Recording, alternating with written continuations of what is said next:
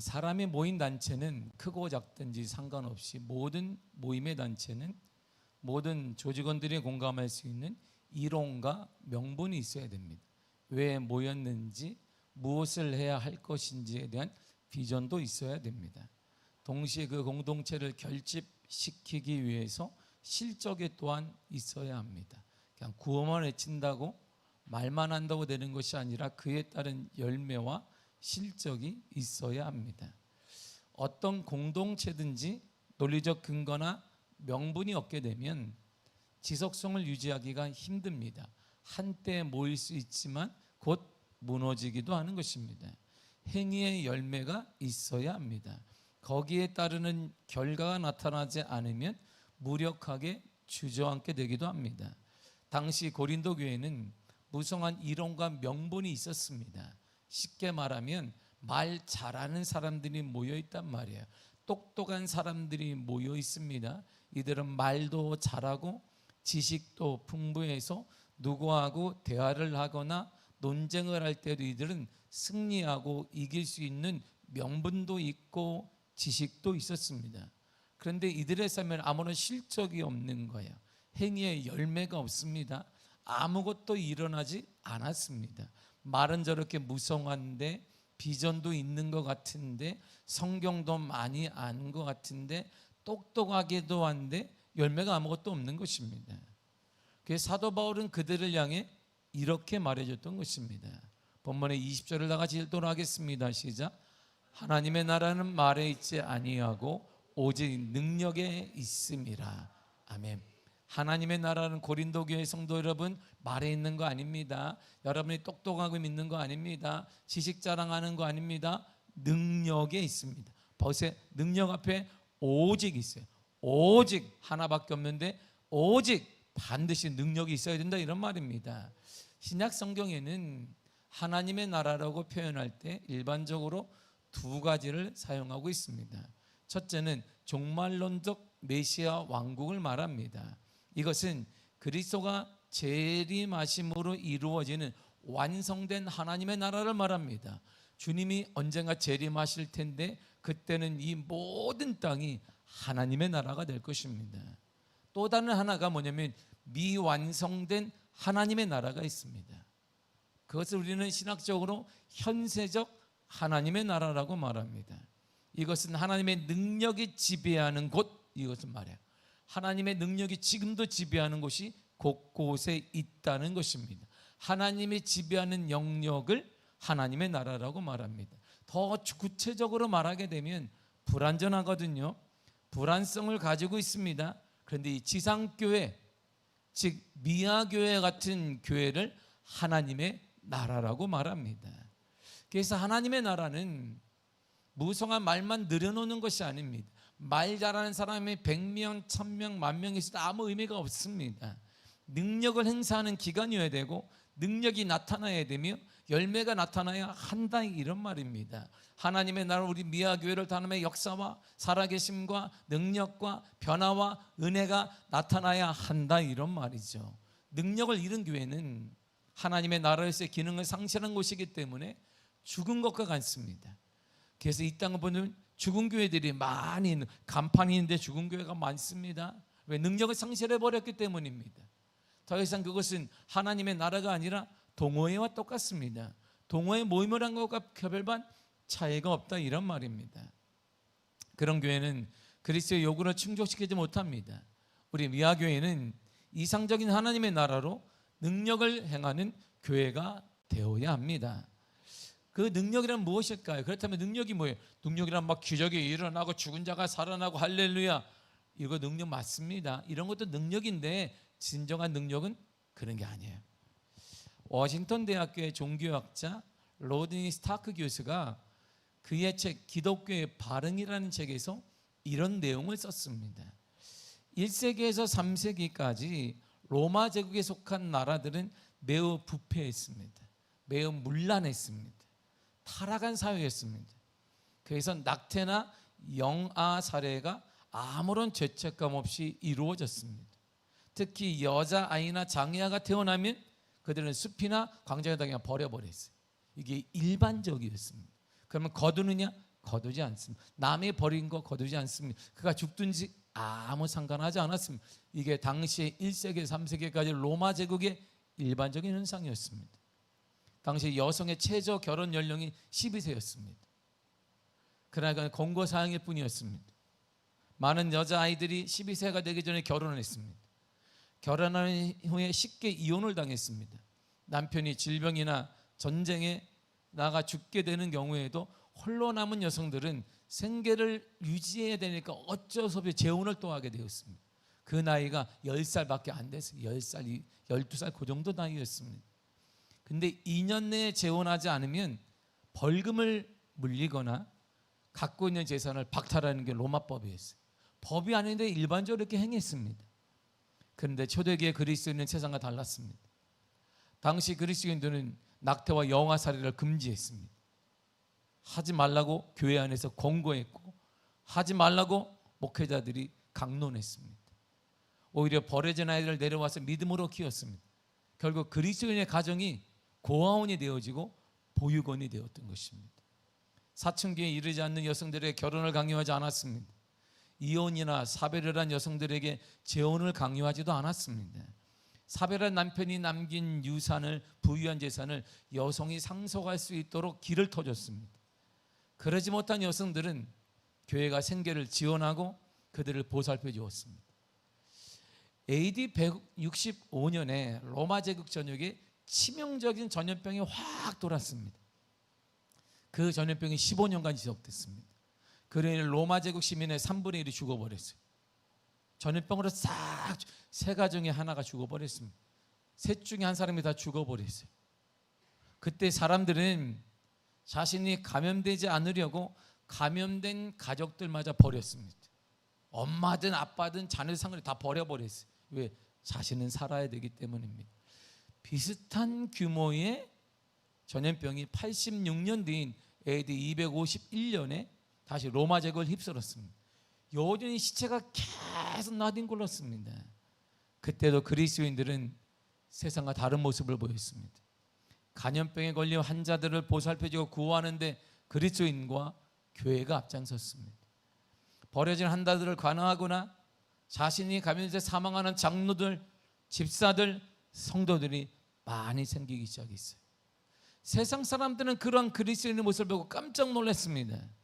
그리고 그들이 변화되기 시작했어요. 이처럼 교회가 교회답게 살기로 작정할 때 세상은 변화되는 것입니다. 그리스도인이 그리스도인답게 살기로 작정할 때 세상은 변화되는 것입니다. 그 결과 AD 250년부터 AD 300년 사이에 엄청난 수의 그리스도인이 폭발적으로 증거했습니다. 그래 결국 로마가 기독교를 공인했던 것이에요. 기독교 국가의 나라가 되었던 것입니다. 괜히 된 게 아니란 말입니다. 서구의 문명을 지배하는 신앙이 바로 기독교로 자리 잡게 된 것은 거저 얻어진 게 아니에요. 교회가 교회답게 살기로 다짐하고 그리스도인이 그리스도인답게 살기로 다짐했을 때 그때부터 부흥과 역사가 일어나기 시작했던 것입니다. 이처럼 예수님의 가르침을 따라가는 그리스도인의 평범한 일상이 곧 능력인 거예요. 능력은 뭘 받고 기적이 일어나고 물질이 이런 게 능력이 아니라 예수 그리스도의 말씀에 따라 주님의 가르쳤던 그 길을 우리가 평범하게 살아가 삶이 될 때 이것이 능력으로 나타나게 된다 이런 말입니다. 우리가 예수님을 우리 삶의 모든 영역에서 진정 왕으로 모시고 그의 말씀대로 순종할 때 복음은 자연스럽게 이 세상에 미치게 되고 이 세상의 더러운 것을 환하게 밝히기도 하고 이 세상에 막힌 담들이 무너지는 역사를 하나님이 허락해 주시는 것입니다. 예수 그리스도의 생명의 복음만이 사람을 바꾸고 이 땅을 바꿀 수가 있습니다. 예수 그리스도의 생명의 복음만이 우리 다음 세대를 바꿀 수가 있습니다. 이 지역을 바꿀 수가 있는 것입니다. 이것이 바로 하나님 나라의 능력이에요. 이것이 바로 인생에 막힌 담을 무너뜨리고 풀어내는 답입니다. 하나님 나라가 답이에요. 하나님 나라가 능력이 답입니다. 예수님의 메시지의 중심이 뭐였을까요? 예수님의 메시지의 중심은 항상 하나님 나라 혹은 하늘나라였습니다. 사람들은 이 하나님의 나라는 우리가 죽은 다음에 가는 곳이라고 생각하지만 예수님은 그렇게 가르친 적이 없습니다. 예수님은 그렇게 우리에게 말한 적이 없어요. 예수님은 하나님의 권능이 임하는 곳, 하나님의 능력이 임하는 그곳이 바로 하나님의 나라라고 가르치셨습니다. 마태복음 12장 28절입니다. 시작. 내가 하나님의 성령을 힘입어 귀신을 쫓아내는 것이면 하나님의 나라가 이미 너희에게 임하였느니라. 아멘. 귀신을 쫓아내는 것, 귀신이 쫓겨나는 바로 그 하나님의 나라라는 것입니다.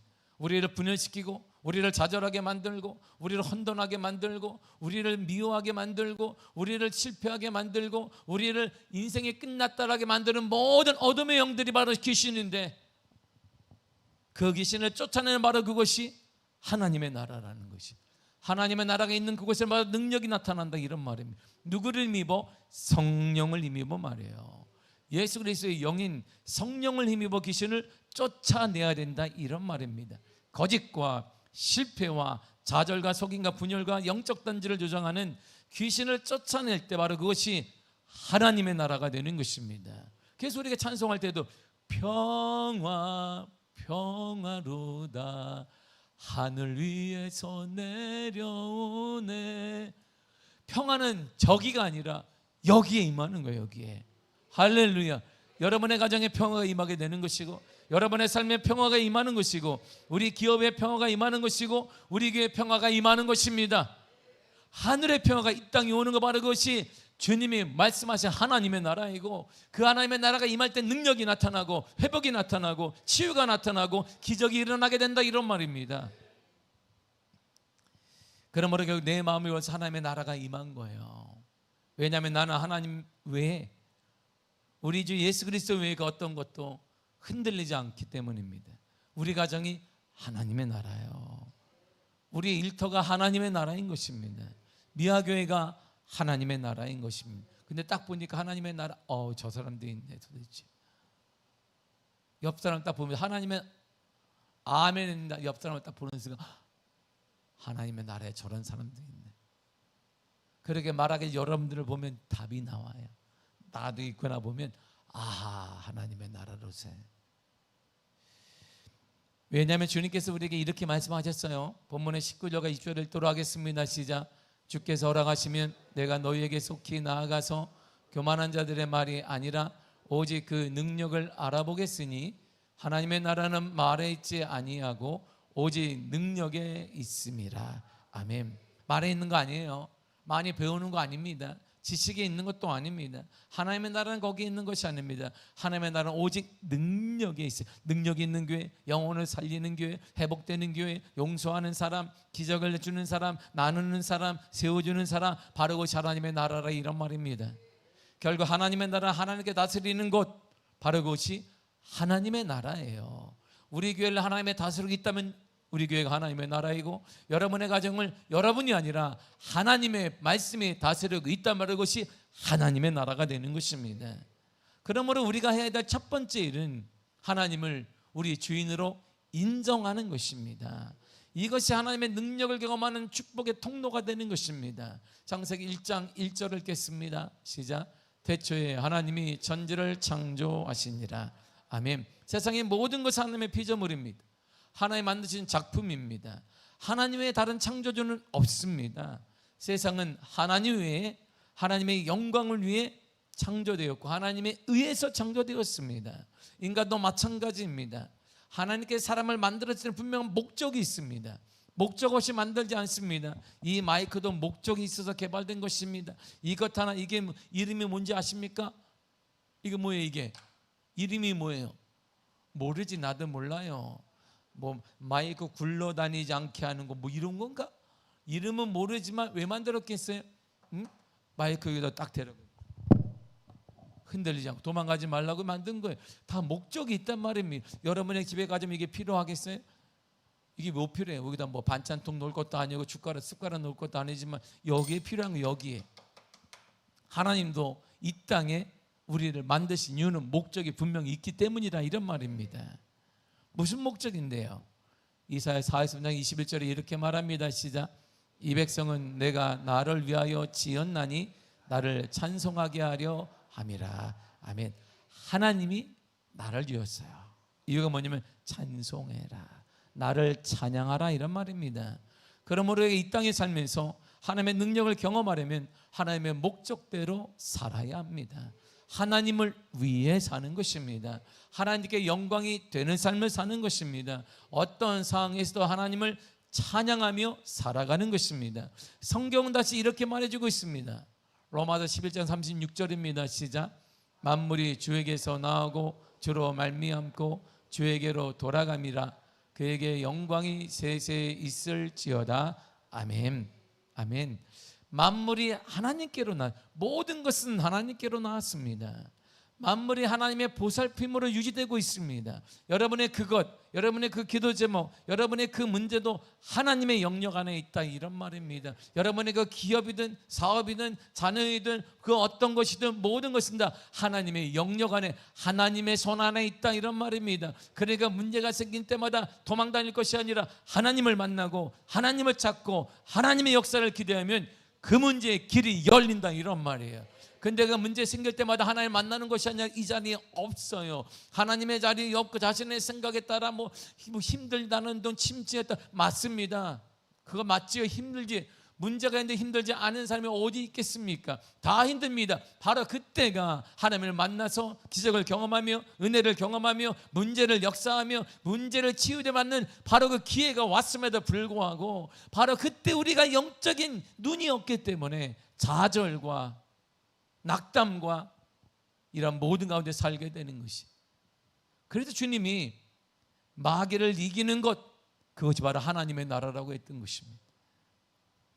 그러니까 그렇게 보면 우리가 마귀를 이기는 것이 쉽지 않음을 알 수 있어요. 다시 성경이 이렇게 말하거든요. 출애굽기 19장 5절을 보겠습니다. 시작. 세계가 다 내게 속하였나니 너희가 내 말을 잘 듣고 내 언약을 지키면 너희는 모든 민족 중에서 내 소유가 되겠고. 아멘. 세계는 모두 하나님께 속해 있다, 이런 말입니다. 모든 것은 누구에게? 하나님께 속해 있다, 이런 말입니다. 우리가 그 하나님을 인정한 것 따르면 우리는 하나님의 소유가 됩니다. 하나님은 당신의 소유를 절대 누구에게도 빼앗기지 않습니다. 가난으로 이끌어가는 사단에게 빼앗기지 않습니다. 불통으로 이끌어가는 사단에게 우리를 빼앗기지 않습니다. 분열로 이끌어가는 사단에게 빼앗기지 않습니다. 믿음 없음으로 인도하고 영적 단절로 이끌어가는 사단에게 빼앗기지 않는다, 이런 말입니다. 하나님의 소유된 사람 하나님의 절대 빼앗기지 않습니다. 그러므로 하나님과 함께하는 것만으로 우리는 풍성하게 살 수 있어요. 하나님의 유산을 받게 하나님의 능력이 내 능력이 되기 때문입니다. 결국 하나님은 우리를 떠나지 않고 동행하십니다. 임마누엘 축복을 누리게 돼요. 임마누엘이란 지키시고 이끌어주시고 홀로 두지 않는 것입니다. 임마누엘이란 하나님 우리를 지키시고 이끌어주시고 홀로 두지 않는 것입니다. 그런 은혜를 받고 살아가는 게 우리 저와 여러분들입니다. 하나님이 이 모든 세상의 분야에 있어서 왕이 되시기 위해 세상을 창조하신 것. 그 분야는 정치이기도 하고, 그 분야는 문화이기도 하고, 그 분야는 사업이기도 하고, 그 분야는 자녀 양육이기도 하고, 그 분야는 여러분들의 미래이기도 하고, 공부하는 것, 진학의 모든 문제이기도 하고, 이 모든 분야에 왕이 되기 위해서 하나님 우리를 창조하신 것이 하나님의 다스리심을 받아야 된다, 이런 말입니다. 여러분의 그것도 하나님의 다스리심을 받아야 된다, 이런 말입니다. 여러분들의 성질의 다스림이 여러분들의 감정의 다스림이 아니라 하나님의 다스림을 받을 때 능력이 나타나게 된다, 이런 말이죠. 그것이 어떤 문제를 할지라도, 물질의 문제이든 대인관계의 문제이든 그 어떤 문제를 할지라도 그것에 우리가 하나님의 다스림을 받으면 길이 열리게 되어지고 문제가 무너지게 되어지며 치유 역사가 일어나게 되더라, 이런 말이에요. 인간이 타락한 이후에도 세상은 여전히 하나님의 관심의 대상입니다. 이 땅은 여전히 하나님의 영역에 있어요. 우리는 그것을 믿는 사람이에요. 그것을 믿는 사람을 그리스도인이라고 말합니다. 신앙인이라고 말하는 거예요. 그걸 믿는 사람을 신앙인이라고 하지, 여기 앉아있는 사람이 신앙인이 아니라 그걸 믿는 것입니다. 나는 그것을 믿습니다. 이 땅의 주인이 여호와 하나님이심을 믿습니다. 그 분야도 주의 영역 안에 있음을 믿습니다. 내 가정도 주의 은혜 안에 있음을 믿습니다. 그걸 믿는 사람들이 그리스도인이요, 그걸 믿는 사람들이 바로 신앙인이라고 말하는 거야. 이 믿음으로부터 능력이 나타나요. 이 믿음으로 능력이 드러나게 되어 있습니다. 하나님의 나라의 능력이 나타나게 된다, 이런 말입니다. 이제 우리는 다음 세대가 하나님께서 다스리는 것이 하나님의 나라임을 인식하고 모든 영역에서 하나님께 영광 돌리도록 그렇게 살 수 있도록 도와야 되는 사람이에요. 영적 생명을 가진 자로서 이제 언제 어디서 하나님의 뜻을 실천하고 이 땅에 하나님의 나라가 확장되는 데 쓰임받는 자로 살도록 도와야 되는 것이 우리들인데, 우리가 지금 그 믿음이 없는 게 문제예요. 하나님의 능력이 뭔데요? 여러분, 그렇다면 하나 다시 묻습니다. 능력이 뭐예요? 기적을 경험하는 것, 문제가 해결되는 것, 물질복을 받는 것, 치유되는 것, 맞습니다. 능력입니다. 우리의 경제 문제 해결되는 거 능력 맞지요. 아픈 자가 회복되는 거, 치유되는 거 맞습니다. 할렐루야. 여러분의 모든 질병 문제가 치유자 간절히 축복합니다. 치유자 간절히 축복합니다. 맞지요. 능력 맞습니다. 우리는 늘 나의 주인이신 예수님의 뜻대로 살겠다는 소원이 있습니다. 한편으로는 내 옛사람의 욕심대로 살겠다는 욕망이 또 하나 있어요. 여기서 맨날 충돌하는 거예요. 이렇게 충돌. 하나님을 내가 믿지요. 근데 내 경험으로 보니까 충돌하는 것이, 내 문제를 하면 이길 줄 믿지요. 근데 막상 문제를 보니까 또 충돌해요. 이렇게 계속 충돌합니다. 그래서 얼굴이 밝지 않은 사람을 딱 보게 되면 단번에 알 수 있잖아. 아, 그분이 오셨구나. 그분이 오셨어요. 응? 시험이 오셨구나. 시험이 이렇게 시어머니보다 더 무서운 시험이 오셨어요. 이 시대는요, 자신을 드러내기를 원하는 거예요. 여러분들이 동영상을 보거나 아이들 만나 짤이나 이런 거 보게 되면 짧게 해서 자신을 막 드러내, 자신의 하늘을 막 교회에서는 막 올리잖아요. 이렇게 와, 이야, 막 사람들이 오 재밌다 막 이렇게 보면서 조회수가 막 올라가면, 조회수가 많이 올라감에 따라 이들이 돈을 벌어요. 자신을 막 드러내, 새로운 걸 보이기 위해서 하다가 죽은 유튜버들도 그래서 많잖아요. 때로는 능력을 과시하려고 해요. 성공을 자랑하기를, 나는보다 우리 자녀들의 성공 막 자랑해가지고 나는 한마디 안 하지만 내 자녀가 말이야, 이러는 것이 자신의 이름이 드러내는 시대이고 그러길 바라고 있습니다. 마치 바벨탑을 쌓아 올리는 것 똑같아요. 창세기 11장에 바벨탑을 쌓거든요. 왜 쌓았을까요? 왜 쌓아서 바벨탑을 쌓은 이유가 여기 있거든요. 창세기 11장 4절을 쉬운 성경을 읽도록 하겠습니다. 시작. 자, 우리의 성을 세우자. 우리가 꼭대기가 하늘까지 닿는 탑을 쌓자. 그리고 우리 이름을 널리 알리고 온 땅에 흩어지지 않도록 하자. 아멘. 우리 이름을 어떻게 널리 알리자. 우리가 누군데? 하나님과 내가 맞닿은 사람이야. 하나님과 내가 맞닿아서 얘기하는 사람이야. 널리 알리라. 그러면 사람들이 막 우르르 찾아올 거야. 하나님 만나더니 어떻게 됐습니까? 이렇게. 아유, 아래 것들이 말이야, 내가 이런 사람이야.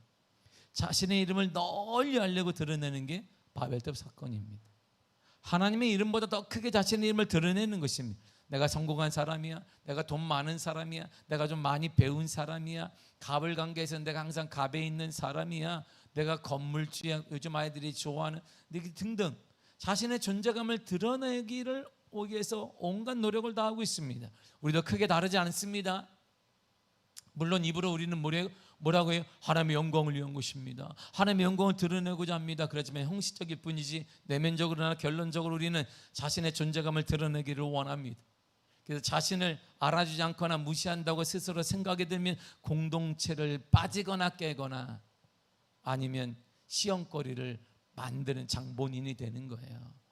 이 시대의 하나님의 능력이란 뭘까요? 도대체 그렇다면 하나님의 나라의 능력이란 무엇일까요? 사도 바울이 정확히 딱 이렇게 얘기했어요. 고린도서 15장 31절입니다. 시작. 형제들아, 내가 그리스도 예수 우리 주 안에 가진 바 너희에게 대한 나의 자랑을 두고 단언하노니 나는 날마다 죽노라. 보세요. 너희들 자랑 많이 하는구나. 성공하고 자랑하고 뭐 제 자녀들 자랑하고 뭐 자랑하고 있는 거 다 자랑하는데 이러한 시대구나. 그런데 내가 단언하는데, 내가 정확히 말하는데 나는 날마다 죽는다. 나는 그런 사람이에요. 사도 바울 자신은 날마다 죽는다고 했습니다. 그런데요, 초대교회 사도들 중에 사도 바울만큼 배운 사람이 어디 있던가요? 없습니다. 사도들의 직업이 뭐예요? 7명이 어부예요. 어부. 가장 낮은 사람이에요. 좀 배운 사람이 누구예요? 마태예요. 마태. 공무원 하나 있어요. 나머지는 직업 보잘것없는 사람들입니다. 근데 어떻게 사도 바울이 거기다 되겠어요?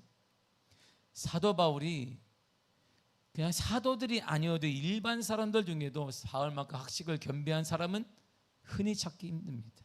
찾을 수 없어요. 경제로 그는 완전한 우리말로 금수저 집안이에요. 아버지가 사업가로 돈을 많이 벌었습니다. 신앙적으로 보니까 어머니가 신실한 히브리인으로 믿음의 사람이에요. 다 갖췄네. 빈틈이 없으니까 시기를 받지. 좀 이렇게 빈틈이 있어야 돼. 우리처럼 좀 이게 좀 부족한 게 많아야 되는데 사도 바울은 꽉꽉 찼어.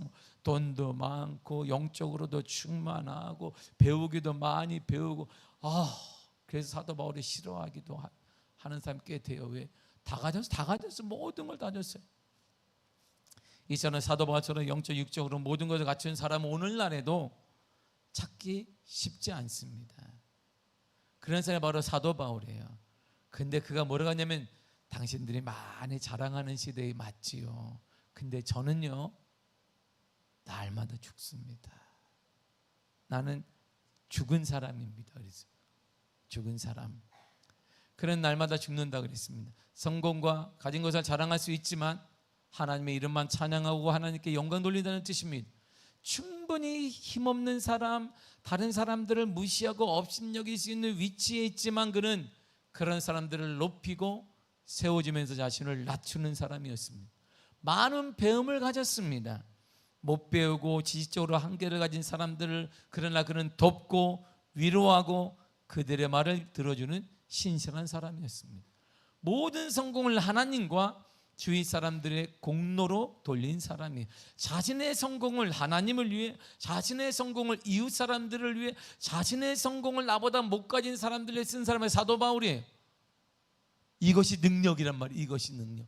교회의 능력은 여기 있는 것입니다. 우리가 가진 것을 다 누리고 먹고 그런 능력이 아니라 우리가 가진 것 작은 것이지만 우리보다 못하고 우리보다 어려운 사람을 돕고 나누고 섬기고 하는 것이 능력이다, 이런 말입니다. 이처럼 자랑할 수 있는 모든 것들을 다른 사람과 하나님께 영광을 돌리는 것이 바로 능력이에요. 더 많이 가질 수 있지만 나누는 것이 능력이고, 지시하고 명령할 수 있는 힘과 위치에 있지만 먼저 솔선수범하고 그들을 섬기는 겸손함이 능력이라, 이런 말입니다. 자신을 세워도 아무도 반감을 가질 수 없음에도 불구하고 다른 연약한 사람들을 세워주고 그들을 들어주고 그들을 앞세우는 사람, 바로 그것이 능력이에요. 하나님 나라의 능력이 바로 그런 것입니다. 이것이 죽는 거예요. 자신이 이것이 죽이는 것입니다. 바로 그 하나님의 능력을 소유한 사람이에요. 이런 하나님의 나라의 능력을 가진 사람에게 우리 주님께서는 필요한 것들을 공급하여 주십니다. 이렇게 말해요. 에베소 3장 20절입니다. 시작. 우리 가운데서 역사하시는 능력대로 우리가 구하거나 생각하는 모든 것에 더 넘치도록 할렐루야. 이런 사람에게 하나님은 너희가 구하는 것, 생각하는 모든 것에 더 넘치게 해주신다는 것입니다. 나는 이것만으로도 충분합니다 했는데 하나님은 더 넘치게 해주신다는 것이요. 이런 복을 받아보셨습니까? 받아보긴커녕 내가 원하는 데 다 쭉 깎여가지고 안 돼. 나는 주님께 내가 이걸 딱 구했는데 맨날 쭉 내놓아. 그러니까 시험 들었다고 하고, 뭐 나는 왜 하나님 응답이 없나를 말하기도 하고, 하나님께 정말 실망했다는 말하기도 하는데, 전제되는 게 있는 거, 전제되는 게 내가 죽어야 되는 거예요. 내가 죽은 사람이 돼야 된다, 이런 말입니다. 하나님의 나라는 소유하는 것이 아니라 죽는 거예요. 하나님의 나라는 갖는 것이 아니라 놓는 것입니다. 그런 사람이 갚아주시며 은혜 허락하시며 능력을 허락하시며 내가 생각하는 것 이상으로 놀랍게 채워주신다, 이런 말이죠. 그래서 주님이 이렇게 말씀하셨어요. 마태복음 23장 12절입니다. 시작.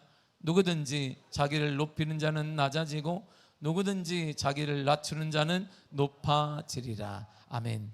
하나님 나라를 소유한 사람은 주님 반드시 높여주십니다. 내가 생각하고 구하는 것 이상으로 채워주시는데 넘치도록 채워주시고 나를 높여주신다, 이런 말이지. 그렇다면 말이에요, 하나님의 나라는 우리에게는 어디 있냐, 이게 이제 찾으면 돼요. 내가 볼 수 있는 하나님의 나라는 어디 있을까요? 하나님의 나라를 보셨습니까? 여러분, 하나님의 나라를 보셨나요? 왜 못 봤어요? 왜 못 봤어요? 아, 못 보셨구나. 그래서 신앙생활이 이렇게 뜨겁지 않나? 봐야 되는, 하나님의 나라를 내가 오늘 보여드릴 텐데 깜짝 놀라지 마시고 잘 보시면 하나님의 나라가 여기 있습니다. 깜짝 놀랄지 몰라요. 이거 읽을 때 기절할지 모르니까 또박또박 잘 여기 앞에 손 잡고 읽어야 돼요. 기절하지 못하도록. 누가복음 17장 21절입니다. 시작. 여기 있다 저기 있다고도 못하리니 하나님의 나라는 너희 안에 있느니라. 아멘. 여기 있네. 하나님의 나라 어디 있어요? 여기 있다, 여기 있다, 여기 있어. 이 말이 뭐냐면 글을 딱 보면 하나님의 나라가 보여야 된다, 이런 말이에요. 하나님의 나라가, 그의 모습을 보니까 하나님의 나라 가진 사람이네. 이야, 가질 수 있는데 나누는 거 봐봐. 충분히 교만할 수 있는데 겸손한 거 봐봐. 자기가 높아질 수 있는데 남을 세우는 거 봐봐. 저기 있는 하나님의 나라. 하나님의 나라를 소유한 사람이 저기 있구나. 그래서 우리가 예전에 드라마 중에 제가 얘기했듯이 파리의 여인이라는 드라마에서 가장 유명한 대사가 이 안에 너 있다 그랬어요. 내 안에 너 있다 그랬어요. 이게 가장 유명한 대사였어요. 이걸 아는 사람은 내 또래 이상이고 무슨 얘기야 모르는 사람은 젊다는 거니까 하나님의 은혜가 넘치기를 바랍니다. 젊은 분들은 내 안에 하나님의 나라가 있는 거야. 하나님의 나라가 어디 있다고요? 여기 있는 거야. 여기. 하나님의 나라가 여기 있으니까 때로 문제가 있지요. 우리가 살아가는데 고통도 있고 눈물도 있습니다. 내게 상처 주는 사람이 왜 없겠어요? 근데 하나님의 나라가 여기 있어서 괜찮은 거야. 가난할 수 있습니다. 때로는 내 생각대로 문제가 풀리지 않을 때도 있어요. 근데 우리에게는 하나님의 나라가 여기 있는 거예요. 하나님의 나라, 생명이신 하나님의 나라가 내 안에 있다는 거예요. 오늘 주님이 말씀하신 여기 있다 저기 있다 막 말하는데 아니다. 하나님의 나라는 너희 안에 있어. 너희 안에 여기 있어요. 하나님의 나라를 소유한 사람처럼 살아야 합니다. 우리가 지금 문제가 뭐냐면 하나님 나라의 방정식과, 그러니까 하나님의 나라는 하나님 나라의 방정식이 있을 거예요. 근데 우리가 세상의 방정식으로 하나님의 나라를 소유했다고 하는데 살려고 하는 거니까. 그러니까 안 맞아. 내 안에 하나님의 나라가 있는데 세상의 방식으로 해서 사는 거예요. 이렇게 안 맞는 거예요. 계속 이렇게. 하나님은 더하기를 하라고 계속 얘기하는 우리는 맨날 빼기만 하고 있어. 내가 뭘 잃고 내가 누가 가져가고 난 손해나고 맨날 내 인생은 마이너스고 내가 배우자 만난 것도 아이고 저 사람 만나서 마이너스고 맨날 그거 하고 있는 거예요. 하나님은 더하기를 하라고 하는데 그러니까 인생에 안 맞는 거예요. 하나님 나라 방정식을 모르기 때문이에요. 우리 인생이 늘 세상의 방정식으로 우리가 대하고 사는 거예요. 그러니까 얼굴엔 기쁨이 없고 소망이 없고 좀만 누가 건드리면 이렇게 하고, 응? 그러니까 저 사람 우리는 말 안 해도 우리는 너무 오래됐기 때문에 여러분들은 알아요. 저 사람 건드리면 안 된다. 왜? 상태가 안 좋아. 저 오늘 건드렸다가 불똥 튀면 내가 앞에도 안 지나가. 이렇게 이 작은 교회 그냥 2층으로 하면 자기는 엘리베이터 타고 3층 가고 안 마주치려고 막 이렇게 막 왜? 다 알죠. 우리가 가장 큰 문제는 하나님 나라 방정식이 적응을 안 되는 거예요. 하나님의 나라가 내 안에 있음에도 불구하고 세상의 방정식으로 이 문제를 풀어가려고 하는 것입니다. 내가 잘났고 내가 힘이 있고 내가 가졌고 이거 백날 해봐야 문제가 풀리지 않습니다. 여러분이 가진 건 많은데 할지라도 사람들이 한번 딱 사건 치면 싹 무너져. 이게 무슨 의미가 있는데, 지금 어느 때까지 세상의 방정식으로 하나님의 나라에 여기 있는데 불구하고 살고자 하십니까?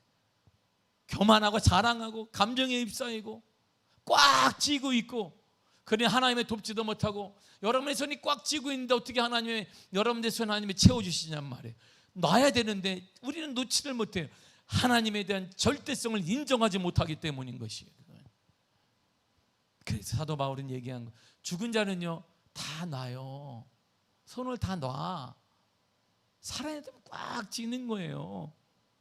우리가 아직도 못 놓고 있으니까 하나님이 주시려고 해도 손에 잡을 게 없는 거예요. 그러면서 우리는 여전히 하나님 나라 역사해달라고 기도하는 모습이 우리의 모습이에요. 사도 바울은 그걸 깨달았습니다. 세상이 구식이라 말하고 세상의 흐름에 맞지 않는다 해도 하나님 나라를 가진 우리는 하나님 나라 방정식으로 살아가야 되는 것입니다. 날마다 죽어야 된단 말입니다. 자랑하려는 마음을 죽이고 남을 모략하고 끌어내리려는 마음도 죽이고 남의 성공에 배 아파하는 마음도 죽이고 격려하고 칭찬하고 세워주며 그렇게 살아야 된다, 이런 말이죠. 그래서 우리가 늘상 하는 말이 있어요. 이걸 솔로몬이 이렇게 딱 표현해 있어요. 여러분들이 하고 싶은 말은 솔로몬이 딱 3100년 전에 이렇게 얘기해놨어요. 잠언서 14장 3절입니다. 시작. 미련한 자는 교만하여 입으로 매를 자청하고 지혜로운 자의 입술은 자기를 보존하느니라. 아멘. 매를 벌어, 매를 이렇게. 뭘로 벌어? 입으로 매를 번다, 이런 말. 이렇게 지금 요즘 하는 용어를 솔로몬은 어떻게 잘 알았을까? 저 사람은 아이고 입으로 다 매를 벌어요. 입으로 다. 자기가 쌓았던 거 입으로 다 털어버려요. 솔로몬이 그걸 깨닫는 거예요. 더 나아가 잠언서 22장 4절 이렇게 말합니다. 시작. 겸손과 여호와를 경외함의 보상은 재물과 영광과 생명이니라. 아멘. 여러분, 겸손은 죽는 거예요. 여호와를 경외한다는 것은 내 주장을 포기한다는 거예요. 오직 하나님의 뜻에 따르겠다는 거거든요. 이것이 같은 말이 죽는 거예요. 사도 바울은 그걸 깨달았어요. 그는 학문의 최고를 가진 사람입니다. 가정의 모든 금수저 집안입니다. 영적으로 탁월한 집안이에요. 그가 딱 깨닫는 게 뭐냐? 3층천에 가서 유일하게 3층천 하늘나라 가서 그가 하나님을 보고 딱 깨닫는 게 뭐냐? 죽을 때 역사하는구나. 내가 죽을 때 역사해. 그래서 사도 바울의 삶을 보세요. 그는 가는 곳곳마다 돈이 하나도 없었어요. 아버지의 모든 유산을 포기하게 되었습니다. 그럼에도 하나님이 채워주시고 동역자를 만나게 하시고 그가 생각하는 모든 것들마다 이상으로 하나님의 역사하시며 모든 것이 넘치도록 하여 전도 여행을, 세계 여행을 그가 3번이나 갔다 온 사람. 전도하기 위해서 말이죠. 죽어야 해요. 그러면 죽는 자에게 하나님이 3가지 복을 주신단 말이에요. 재물, 부를 허락하신다. 영광 높여주신다. 그리고 생명, 언제나 다시 살아나게 하신다. 이 말이 문제는 만날 수 있다, 이런 말이에요. 경제 상황 어려움 당할 수 있습니다. 상처받을 수 있습니다. 그러나 하나님이 다시 일어나게 하신다, 이런 말입니다. 여러분, 이것이 하늘나라의 진정한 능력입니다. 진정한 능력은 하나님 나라의 능력인데, 바로 그것이 하나님 나라를 소유한 사람의 능력이다. 바로 그것은 죽는 거예요. 죽은 자를 보세요. 많은 장례식을 제가 보았습니다. 염하는 것도 보고 다 보았습니다. 마지막까지 다 보았습니다. 죽는 게 뭔데? 뭔데요 이게? 못 가요. 그에서는 아무것도 없어요. 아무것도. 이걸 비유로 한 거예요. 내 손에 아무것도 없다. 그럼 내 인생은 어떻게 하나? 그럴 때 하나님이 걱정하지 마라.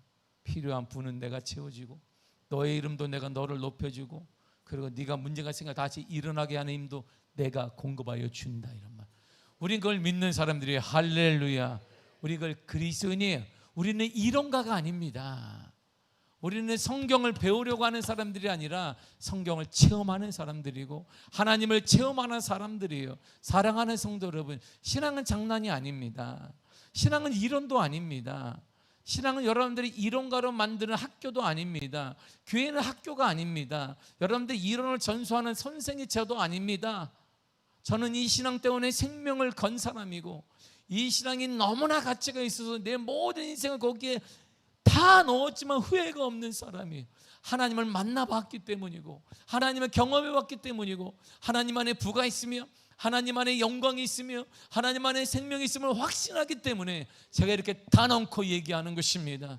신앙은 우리가 죽게 되고 포기하게 되면 아무것도 없는데 이제는 끝난 거 아닙니까?